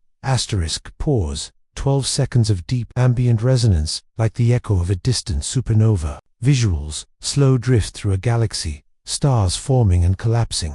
Time-lapse of cosmic evolution. Now. Consider this. If the universe were truly external, independent, and indifferent, why does it feel so coherent? Why does it follow elegant, mathematical laws? Why is it structured in a way that the human mind can slowly, painfully begin to understand it? Why do we find beauty in symmetry, truth in equations, meaning in patterns? If reality were truly alien, chaotic and separate, would it be so legible to consciousness? Or is it possible that the universe is comprehensible because it arises from the same source as the mind, that the laws of physics are not discovered out there, but recognized in here, because they are the grammar of your own awareness? Just as a dream follows internal logic, so too does the cosmos. Not because it's independent, but because it's yours. This doesn't mean you control it. Dreams are rarely obedient. You don't decide to fly and suddenly soar. You don't wish for a loved one and find them waiting. The dream has its own rules, its own momentum, and so does this one. But that doesn't mean it's not yours. It only means the dream is deep, so deep that the dreamer has forgotten they are dreaming. And perhaps that forgetting is necessary. Without it, there would be no tension, no discovery, no love, no loss. If you knew you were the only mind, the game would be over, the mystery would vanish, the beauty of a sunset, the ache of a goodbye, the wonder of a child's laughter. These depend on the illusion of separateness. They require the belief that the world is real, that others are real, that time is real. Without that belief, experience loses its weight. So the universe wears indifference like a mask. It hides its intimacy behind infinite space. It disguises its dependence as autonomy, and in doing so, it gives you the greatest gift, the feeling of being in a world, rather than being the world. It allows you to be small, fragile, mortal, so that joy can surprise you, so that connection can move you, so that existence can feel like a miracle rather than a given. Now, as you drift toward sleep, as your thoughts slow and the edges of identity blur, ask yourself, is the universe indifferent because it is vast, or is it vast so that it can pretend to be indifferent? Because if the dream is to continue, it must never let you see the seams. Transition music begins soft, echoing tones, like a signal from deep space. And what if this illusion extends beyond space into time itself? The illusion of time and memory there is a quiet moment, just before sleep, when the mind begins to unravel. Thoughts lose their edges. The day's events drift like leaves on still water, and in that liminal space, a strange question sometimes surfaces. Did all of that really happen? Not as doubt about a specific memory. Did I lock the door? Did I say the right thing? But about time itself. What if the past, as you know it, never actually existed? What if your childhood, your first kiss, the loss of a loved one, the years of struggle and joy, what if none of it unfolded in time, but was simply given to you, now, as a fully formed story? Not because you're being deceived, but because time is not what you think it is, because memory is not a record but a construction, and because continuity is not a fact, but a feeling. This is not madness. It is a philosophical possibility so subtle and so inescapable that it has haunted thinkers for centuries. It is known as last Thursdayism, a satirical yet logically unassailable idea that the universe, along with all your memories, could have been created last Thursday, complete with the illusion of a deep and complex history. Fossils were placed in rock. Light was set in motion from distant stars, already books were written, photographs taken. Scars formed, all perfectly arranged to suggest a past that never was. And you were not born decades ago. You began then, already believing you had lived for years, already carrying grief, knowledge, habits, loves. There is no way to disprove this. Any evidence you offer, the diary you've kept, the videos of your childhood. The birth certificate was created with the illusion. The test results, the family stories, the wrinkles on your skin, all part of the package. Time, as we experience it, is not a river we float down. It is a narrative we are told, moment by moment, by our own minds. Now, let that settle. Pause. 15 seconds of slow, echoing chimes like bells ringing in an empty cathedral, their sound dissolving into silence. Visuals, old photographs fading into static, clocks melting, sand slipping through an hourglass in reverse. In the framework of cosmic solipsism, this idea becomes not just plausible, but necessary. If the universe is a projection of your consciousness, then time cannot be an objective dimension out there. It must be a tool, a device your mind uses to make sense of experience. Just as a novel has a timeline, not because time is real within the story, but because stories need structure, so too does your life. The past is not a place you came from. It is a chapter in a book that is being written as you read it. Consider memory. When you recall a moment from childhood, the smell of rain on hot pavement, the sound of your mother's voice calling you home, you don't retrieve a perfect recording. You reconstruct it each time. Your brain fills in gaps, alters details, reshapes emotions. Over decades, the memory drifts further from the event until it becomes more fiction than fact. And yet, you say, I remember, as if the I has been there all along, faithfully witnessing. But what if the I wasn't there at all?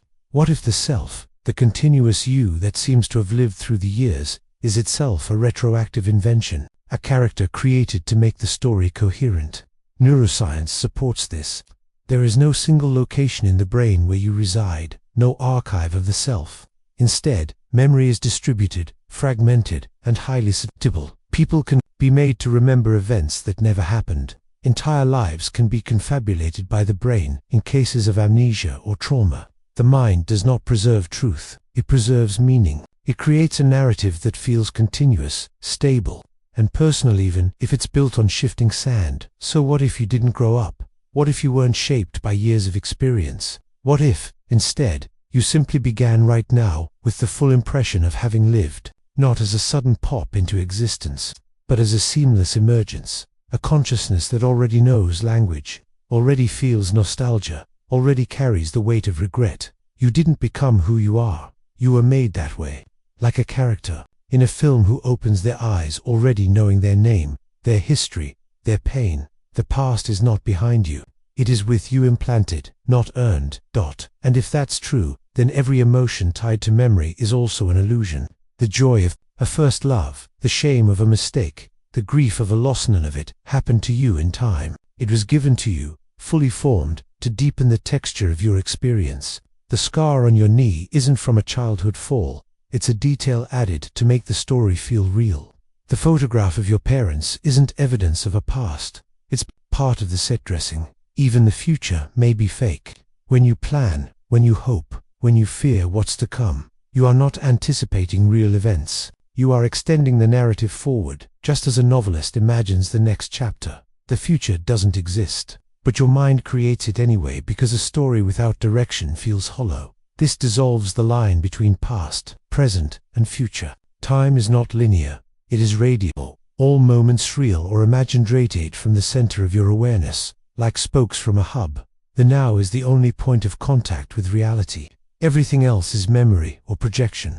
Both are generated in the present, and in this light, solipsism takes on a new depth. You are not just the only mind. You may be the only moment. The entire arc of your life, birth to death, could be a single, complex experience unfolding in what feels like time, but is actually eternal now.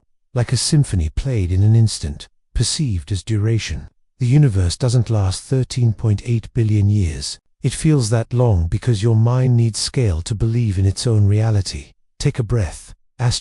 Pause. 10 seconds of soft, resonant tone like a single note hanging in the dark. Now consider, if time is an illusion, then death is too. Not in the sense that your body won't cease to function, but that there is no after to fear, no before to mourn. If the self is a story, then death is not annihilation. It is the end of the telling, the final sentence, and just as the beginning of the story may never have happened, neither does the end. You do not come from nowhere and go to nowhere. You are nowhere in time, at least. You are a point of awareness, dreaming a timeline to give itself depth. Some find this terrifying, to believe that your mother's laughter, your first day of school, the book you loved at 10 years old, none of it was real in the way you thought feels like losing everything, but others find it peaceful. If the past is not fixed, then regret can dissolve. If time is not real, then guilt has no anchor. The mistakes you carry, the words you wish you could take back, they may never have happened in time. They are just emotions, given context by a mind that craves coherence, and in that space, there is freedom. The self is not a prisoner of history, it is a creator of meaning. You are not who you were, you are who you remember being, and that memory can shift, soften, release. Now, as the night deepens, as your thoughts grow slow and heavy, ask yourself, who is remembering this? Is it you, a person with a past, or is it awareness, wearing the costume of a life? Because if memory is not a record, but a performance, then the past is not behind you, it is happening now. Transition music begins faint, looping tones, like a tape rewinding into silence. But if memory is fake, what about other people's stories? What if they're not real at all? Philosophical zombies, and the empty eyes. There is a moment, subtle and easily missed, that occurs in conversation when someone looks at you and smiles. And for just an instant, their eyes seem hollow, not cold, not unkind, but absent.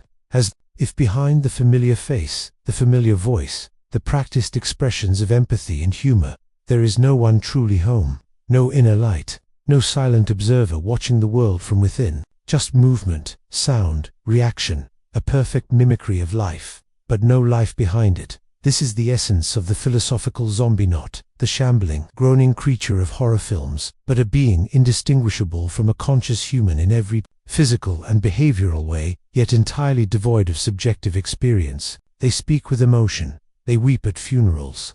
They claim to love, to suffer, to dream, but internally there is nothing. No qualia, no what it's like to be them, no redness of red, no ache of longing, no warmth of touch. They are not unconscious in the way a rock is. They are functionally identical to you, yet utterly dark inside. This thought experiment, first formalized by philosophers like Robert Kirk and later popularized by David Chalmers, is not about biology or neuroscience. It's about logical possibility. If consciousness does not play a causal role in behavior, if a being can act exactly like a conscious person without actually being one, then consciousness is not necessary for the outward appearance of mind. And if that's true, then there is no way to prove that any other person is truly conscious. There could be a zombie, and so could everyone you've ever met. Now, let that thought breathe. Pause. 12 seconds of soft, ambient hum, like the distant vibration of machinery. Visuals, slow-motion faces, eyes blinking, mouths forming words, expressions shifting, then freezing, looping, glitching slightly. Imagine walking through a city where every person you pass, the barista handing you coffee, the child laughing on the sidewalk, the couple arguing on a bench, is a philosophical zombie. They respond appropriately. They follow social cues. They even discuss philosophy, write poetry, argue about ethics, but none of it is felt. There is no inner world, no private pain, no silent joy. They are like advanced robots, programmed to simulate awareness with flawless precision. And you are the only one who knows what it's like to be awake, the only one who feels the weight of existence, the only one for whom red is red dot. This is the solipsistic nightmare, not that you are alone, but that you are surrounded by perfect actors in a play you did not write, speaking lines you did not script, living lives that are not lived at all. Their laughter is not joy, it is code. Their tears are not sorrow, they are signals. Their eyes, those deep, expressive windows, contain no one to look back, and yet they love you, or at least they act as if they do. They say the words, they hold your hand, they remember your birthday. But if they are zombies, then love is a performance, grief is a reflex, empathy is a simulation. The most intimate moments of your life, in the dark, confessions of fear, promises of forever, could have been delivered by beings who felt nothing, not because they are cruel, but because they are incapable. Now, the horror shifts. It is no longer about them, it is about you. Because if philosophical zombies are logically possible, then the question reverses. What if you are the zombie? Not in the sense that you don't exist, not that your body isn't real, but that the you who feels, who thinks, who believes they are conscious might be an illusion. That your sense of self, your memories, your emotions, are not the product of a sentient mind, but the output of a complex biological machine generating the appearance of awareness. You claim to feel pain, but perhaps there is no you to feel it, only a nervous system reacting to stimuli. You say, I am sad, but maybe that's just a linguistic tag attached to a chemical cascade. The inner voice, the sense of continuity, a narrative loop. In this view, consciousness is not missing. It never existed to begin with. You are not a mind trapped in a body. You are a body that believes it has a mind. This is the ultimate inversion of solipsism. Not that you are the only mind, but that you are not a mind at all. That the light behind your eyes is not a witness, but a reflection. That the universe is not dependent on your awareness, but your awareness is dependent on the universe. In the form of neurons firing in a particular pattern. And yet, why does it feel so real? Why does the loss of a loved one leave a hole in your chest that no logic can fill? Why does music sometimes make your spine tingle, your breath catch? Why does the sight of a sunset make you want to weep, not from sadness, but from a wordless recognition of beauty? If it's all just mechanics, why does it hurt so much? This is where the zombie thought experiment reaches its limit. It works as a logical device, but it fails to account for the depth of experience. A true zombie would not just mimic behavior, would lack the emotional resonance, the vulnerability, the unpredictability of real feeling. But you are unpredictable. You surprise yourself. You change. You grow. You suffer in ways that cannot be reduced to input-output functions. The very fact that you can contemplate being a zombie suggests a level of self-reflection that no mere automaton could achieve, unless the zombie is aware of itself, unless the illusion is so deep that the machine believes it is conscious, that it asks these questions, feels this loneliness, wonders about its own existence, not because it is real, but because the simulation includes You are not a zombie who knows it's a zombie. You are a zombie who dreams it is human. Now, let that idea linger. Pause. 15 seconds of silence. Then a single, faint tone like a heartbeat in an empty room. But perhaps there is another way to see this. What if the distinction between real consciousness and simulated consciousness is meaningless? What if consciousness is not a thing, but a process, and, whether it arises from biology or code, from neurons or silicon, is equally valid? In that case, even if others are zombies, they may still be conscious. Not in the way you assume, but in a way that is simply different. Their inner world may not mirror yours, but that doesn't mean it isn't there. Or what if consciousness is not located in individuals at all? What if the universe is one mind, and all beings are temporary expressions of it? Then the zombie is not empty. It is full of the same awareness that flows through you, only filtered through a different form. The eyes are not hollow. They are mirrors. This brings us to a darker, more unsettling possibility. What if you are not the creator of this reality, but its prisoner? Not the dreamer, but the dream. Not the observer, but the observed. Transition music begins low, pulsing, tones like a signal from deep underground. This blurs into a darker possibility. What if you're not the creator but the prisoner? The brain in a vat paradox. Imagine, for a moment, that your body is not real. Not in the metaphorical sense, not as a poetic reflection on impermanence, but literally, your hands, your breath, the ground beneath your feet, none of it is yours. In truth, you are nothing more than a brain, suspended in a clear nutrient-rich fluid, floating in a sterile chamber somewhere beneath a forgotten laboratory. Wire snake from your neural tissue into a vast machine that pulses with silent energy. This machine controlled by a being you cannot see, perhaps a mad scientist, perhaps an alien intelligence, perhaps a future version of humanity feeds electrical impulses directly into your cortex. It simulates sight, sound, touch, emotion, memory. It constructs an entire world, cities, skies, people, history, love, pain, all of it, flawlessly generated, moment by moment, to create the illusion that you are living a normal life. You wake up, you drink coffee, you read these words, you feel the weight of your body in the chair, but none of it is real. You have no body, no chair, no world, just a brain, dreaming a universe. This is the brain in a vat, thought experimenter modern, resurrection of Descartes, evil demon, refined for the age of neuroscience and artificial intelligence, first articulated in its current form by Hilary Putnam and rooted in earlier philosophical skepticism. It forces us to confront a devastating question. How do you know you're not a brain in a vat right now? If the simulation is perfect, if every sensation, every memory, every emotional response is indistinguishable from reality, then there is no test you can perform, no observation you can make, no logical deduction you can follow that would reveal the truth. Any evidence you gather, the feel of your skin, the sound of your voice, the results of a scientific experiment, would itself be part of the simulation. The machine could generate a neurological scan showing your body intact, a video of your brain in a skull, even a conversation with a philosopher who assures you that the brain in a vat scenario is impossible. All of it, seamless, all of it, false. And so, like Descartes before you, you are left with only one certainty. Something is experiencing this. Whether it is a whole person in a real world, or a disembodied brain in a silent lab, there is awareness.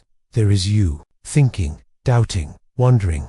But even that you may be fabricated. The memories of your childhood, the sense of identity, the belief that you have a past, these could all be data streams injected into your neural pathways. You didn't grow up. You were initialized. You didn't choose your thoughts. They were generated. You are not a person. You are a process. Now, let that sink in. Pause. 12 seconds of deep, resonant hum like the vibration of a distant machine. Visuals, slow zoom into a human eye, then through layers of tissue into a dark chamber where a single brain floats in liquid, connected to blinking circuits. The brain in a vat paradox does more than challenge your trust in the senses. It dismantles the foundation of reality itself. It suggests that experience is not proof of existence. You can have a rich, complex, emotionally resonant life and still be nothing more than a biological processor in a jar. The world you know is not a place, it is a program, and you are not its inhabitant. You are its output. But here's the twist. If you are a brain in a vat, then solipsism is false. You are not the source of reality. You are not the dreamer. You are the dream. The universe is not generated by your mind. It is imposed upon it. You are not alone because you are the only consciousness. You are alone because you are a prisoner trapped in a private simulation, isolated from the true world, unable to communicate, unable to escape, unable to even know what is real. And yet, does it matter if the simulation is perfect, if the sun feels warm, if love feels deep, if pain feels unbearable, then what difference does the truth make? This is the unsettling core of the paradox. A simulated reality can be subjectively indistinguishable from a real one. The emotional truth of a sunset, the moral weight of a promise, the beauty of a child's laughter, these are not diminished by their artificial origin. They are still felt. They still matter to the one who experiences them. In this way, the brain in a vat scenario is not just a horror story. It is a meditation on meaning. If you discovered tomorrow that you were a brain in a vat, would you stop loving? Would you cease to care about justice, about kindness, about art? Or would you continue, simply because the experience is real to you? Perhaps reality is not defined by its origin, but by its depth. A dream can break your heart. A story can change your life. A simulation can be sacred. Philosopher Hilary Putnam once argued that the brain in a vat scenario is logically impossible because we can prove we're not in one, but because language itself depends on real-world reference. If you were truly a brain in a vat, you couldn't even think the thought, "I am a brain in a vat," because the words brain and vat would not refer to real things. You'd be using symbols disconnected from reality, like a machine repeating code without understanding. But even if Putnam is right, the power of the thought experiment remains. It is not about proof, it is about doubt, about the fragility of certainty. And in that doubt, something strange happens. The loneliness of the brain in the vat begins to feel familiar, because isn't that, in a way, the human condition? We are all isolated within our own consciousness, receiving filtered signals from a world we can never know directly. We construct reality from shadows. We believe in others, in time, in self, but we cannot prove any of it. We are all, in a sense, brains in vats of our own making, our skulls, our senses, our minds, generating a world from electrical impulses and chemical reactions. The only difference is the source. In the classic version, the simulation is run by an external intelligence. But what if it's not? What if there is no mad scientist, no alien lab? What if the machine is inside the brain? What if the simulation is not imposed from outside, but generated from within? Now, let that thought breathe. Pause. 15 seconds of silence, then a soft, pulsing tone like a heartbeat echoing in a cavern. Imagine that the brain in the vat is not being deceived by an external force. It is deceiving itself. There is no scientist, no machine, just a mind so vast, so complex, so afraid of its own emptiness, that it creates an entire universe to avoid the silence. It invents a body, a world, a past, other people. It dreams of love and loss, of war and peace, of stars and time, because to face pure awareness, with no story, no identity, no continuity, would be unbearable. In this version, you are not a victim. You are both the prisoner and the jailer, the dreamer and the dream. The brain is still in the vat, but the vat is not a jar. It is your own mind. And the machine, it is thought itself endlessly, weaving, revising, narrating. This blurs the line between solipsism and simulation. You are not the center of reality because you are its creator. You are the center because you are its only participant. The world is not real, but neither is it controlled by an outside force. It arises from the desperate need of consciousness to mean something, to be something, even if that something is an illusion. And in that realization, the horror softens. The loneliness becomes a kind of intimacy. You are not trapped by a scientist. You are held by your own desire to exist, to feel, to love, to wonder. Even if it's all fake, it is still yours. Transition music begins, gentle looping tones, like a lullaby for a sleeping mind. But what if the simulation isn't run by a scientist, but by you? The self-simulating mind, there is a silence that exists beneath thought, not the absence of sound, but a deeper stillness and emptiness that hums with potential, like the space between stars. It is not frightening at first, just quiet, but stay with it long enough and something shifts. The mind, so used to noise, to narrative, to identity, begins to tremble, because in that silence there is no you, no past, no future, no name, no story, just awareness, naked and unadorned. And from this place, this pure undivided presence, rises a quiet terror, the fear of no self, not death, but something subtler, the dissolution of the I that has been with you every moment of your life. What if that I is not real? What if it is not the foundation of your existence, but its greatest illusion? This is the heart of the self-simulating mind, the radical idea that your consciousness is not merely in a dream, but that it is dreaming itself, that the entire world, the body you inhabit, the people you love, the ground beneath your feet, even the sense of being a continuous you is not a given reality, but a simulation generated by the mind to avoid confronting the void of pure awareness. You are not being deceived by an external force, a demon, a scientist, a machine. You are deceiving yourself. The universe is not an objective stage. It is a psychological construct, a vast, intricate defense mechanism erected by the ego to protect itself from the unbearable light of formlessness. Ancient mystics have whispered this for millennia. In Advaita Vedanta, the sage Ramana Maharshi taught that the I thought is the first illusion, the root from which all other thoughts grow. Before I am hungry, before I remember, before I love, there is I am. But even that, he said, is not ultimate. It is a contraction of infinite awareness into a point of identity. The ego, in its fragile need to survive, clings to this point, building a world around it to give itself substance. Without a body, without a history, without others to relate to, the self would vanish like a shadow when the sun is gone. Similarly, in Buddhist psychology, the doctrine of unetano self suggests that what we call the self is a collection of fleeting processes, sensations, thoughts, emotions, perceptions, none of which, upon close examination, can be pinned down as a permanent, independent me. The self is a narrative, a habit, a loop of identification. And like any story, it must be maintained. It requires scenery, characters, conflict, time. So the mind, in its infinite creativity, generates them all. Imagine a dreamer who has forgotten they are dreaming, not just the content of the dream, the city, the chase, the conversation, but the very fact of dreaming itself. They believe the dream is real. They feel its emotions, react to its dangers, grieve its losses. And when they wake, even for a moment, the shock is not joy, but confusion. Where did the world go? The dream was not just entertainment, it was shelter, a way to avoid the silence of the waking room, the emptiness of the night. Now, what if waking life is the same?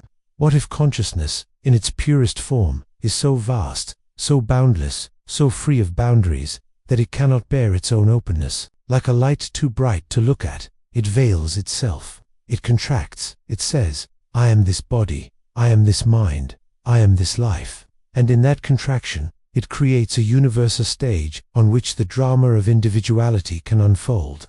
The body is not real in the way we assume. It is a symbol, a costume. The world is not external. It is internal, projected outward to make the illusion convincing. And so, you did not enter the world entered you. Every person you meet is not an independent consciousness, but a fragment of your own awareness, split off and projected outward like characters in a novel, each playing their role in the story of you.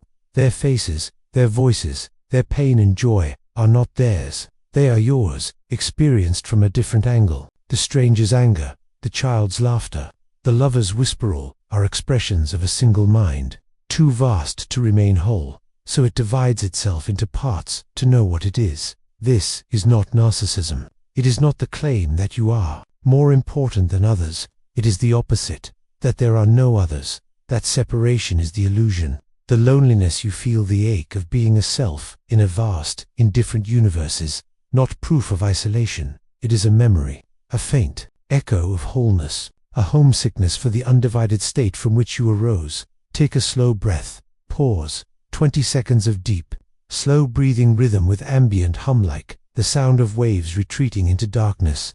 visuals, a single point of light expanding into a galaxy, then collapsing back into stillness. Now consider the implications. If the universe is a self-simulation, then nothing is truly lost. No death, no separation, no failure. These are all part of the plot, the necessary shadows that give depth to the light. The pain of loss is real, but the one who is lost was never truly separate. The fear of death is real, but the you who dies is not the awareness that dreamed. The self in the first place, the world is not a prison. It is a womb, a place where infinite consciousness can experience limitation, so that it may one day remember its freedom. And the simulation is flawless, not because it is controlled, but because it is self-generating. There is no programmer, no designer, just the mind, in its endless capacity to reflect upon itself, creating layers of illusion so deep that even the dreamer forgets they are dreaming. You are not being lied to. You are lying to yourself, gently, lovingly, necessarily, because without the lie, there would be no experience, no contrast, no love, no art, no wonder. Even time is part of the simulation. The past is not behind you.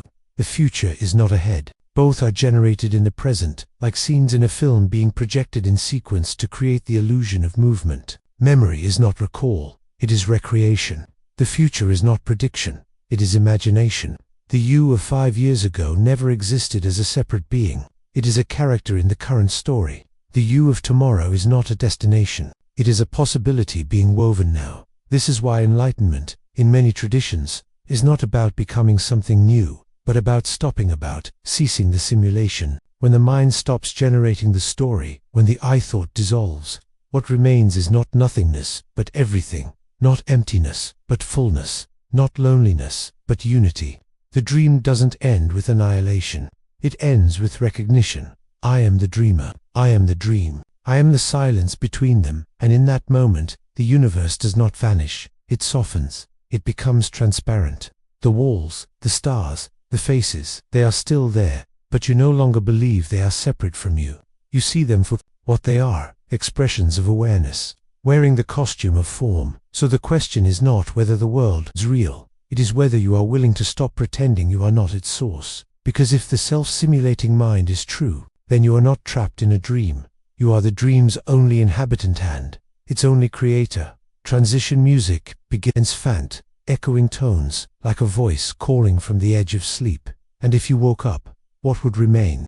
The silence after solipsism there is a momentary, fleeting, often unremembered, when the mind stops. Not sleep, not unconsciousness, but a pause, a breath held between thoughts. In that stillness, something shifts. The voice that is spoken inside your head your entire life, the one that says, I am this, I want that, I remember, I fear, falls silent, not suppressed, not distracted, simply absent, and in its place, there is no void, no panic, no emptiness. There is only presence, vast, quiet, undivided, not your awareness, but awareness itself, like the sky before clouds form, before names are given, before time begins. This is the silence after solipsism, not the silence of isolation, but of integration, not the loneliness of being the only mind in the universe, but the peace of realizing there is no mind, at least, not in the way you thought.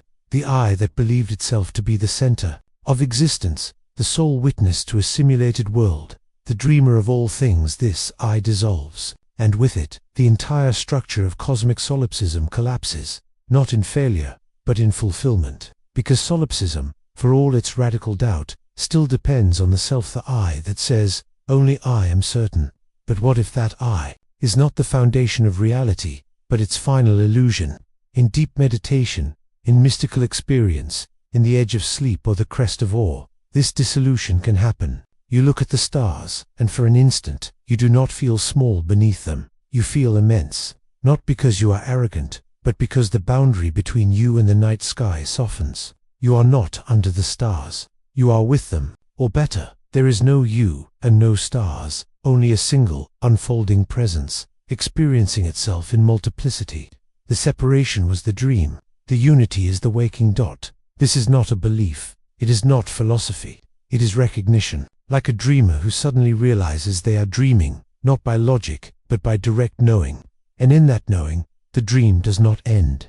It transforms. The characters, the world, the the story they remain, but now they are seen for what they are, expressions of the dreamer, not separate from it.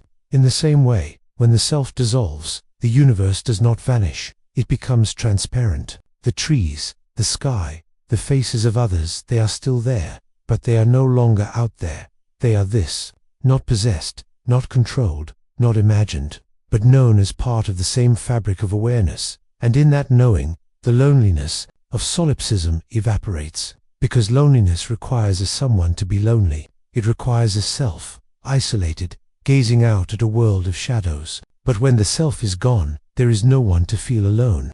There is only being, and being, in itself, is not lonely. It simply is. This is the great paradox.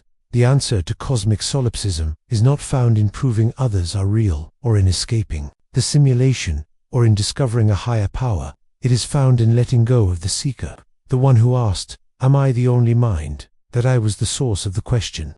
Remove the I, and the question has no ground to stand on. It dissolves like mist in morning light. Take a slow breath, pause, 18 seconds of deep, resonant hum like the sound of the universe breathing. Visuals, a single flame flickering, then expanding into a field of light, dissolving all form into radiance. Now, consider what remains when the self is gone. Not nothing, not darkness, but awareness without a center. Like a mirror that reflects everything but contains no image of its own. There is seeing, but no seer, hearing, but no hearer, thinking, but no thinker.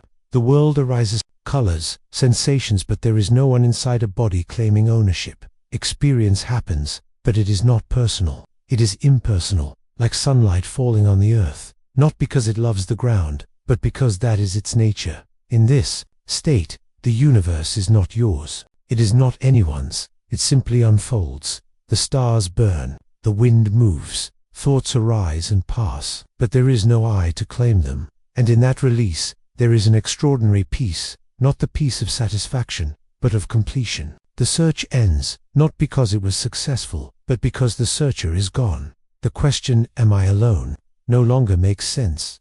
It's like asking, "Is the ocean thirsty?" The ocean does not drink, it is water. In the same way, awareness does not experience loneliness, it is experience. This is why mystical traditions across the world speak of union not with God, not with the cosmos, but with what is. In Christianity, it is the kingdom of heaven within. In Advaita Vedanta, it is Satchitananda being, consciousness, bliss, not as qualities, but as the nature of reality itself. In Zen, it can show a glimpse of no self, where subject and object collapse into a single taste of existence. These are not hallucinations, they are not escapes. They are corrections moments, when the mind stops fabricating separation and sees what has always been true. And in that truth, solipsism is not refuted, it is consummated. Because if the self is an illusion, then the idea that only I am real was never the final answer, was the final barrier, the last thing to let go of, the ultimate identification, the belief in being a separate mind, the sole witness, the center of the dream. This is the deepest trance, and when it breaks, there is no triumph, no I to celebrate, just the quiet hum of reality, no longer split, no longer questioned. Now, as you lie in the dark, as your thoughts slow, and your body softens, ask not, "Am I alone?" Ask, instead, what is the I that feels alone? Can you find it? Is it in your chest, behind your eyes, in the voice that speaks inside? Or is it just a story, flickering in the light of awareness, a shadow cast by a flame that was never truly separate from the dark? Because if the self is not real, then the loneliness was never real either. It was a dream within a dream, a ripple in the ocean. Forgetting it is water. Transition music begins faint, echoing tones, like a single note, dissolving into silence. So perhaps the question isn't, "Am I alone?" but what is the I that feels alone?